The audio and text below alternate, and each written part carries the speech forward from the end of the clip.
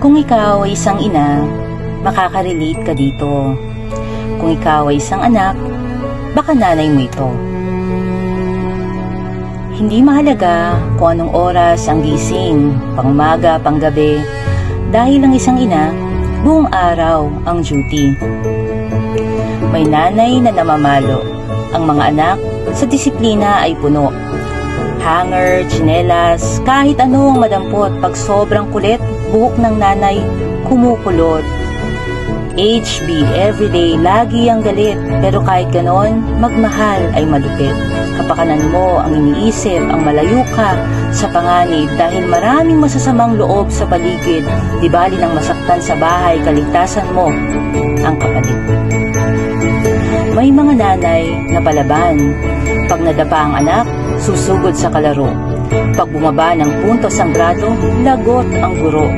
Pag matalo sa kompetisyon ng anak, aapila sa mga hurado. Sobrang supportive dahil anak ay numero 1. May mga nanay naman na mahinahon. Mainam na kausapin ang mga bata, hindi kailangang maging leon. Ipaintindi ang kanilang kasalanan, alamin ang kanilang nararamdaman, kausapin ng harapan, bigyan ng parusang hindi kailangang magkasakitan. May mga nanay na low-key lang. Kung ano ang gusto ng anak ay siyang pinakikinggan. Music, taekwondo, chess, swimming, basketball, crochet, table tennis, drawing. Stage mother pero nasa backstage lang, tagapunas ng pawis pag ang alaga ay pawisan. May mga nanay na subsob sa trabaho, lalo na pag single parent kailangan kumayod ng todo. May full-time job na, may side hustle pa siya para sa pangangailangan ng buong pamilya. Avon, Natasha, Tupperware, St. Peter, nagsara na lang ang iba pero sila ang provider. Pambayad ng bills, eskwela at pagkain sa hapag hindi makukumpleto kung hindi siya nagsipag. May mga nanay na laging nandyan.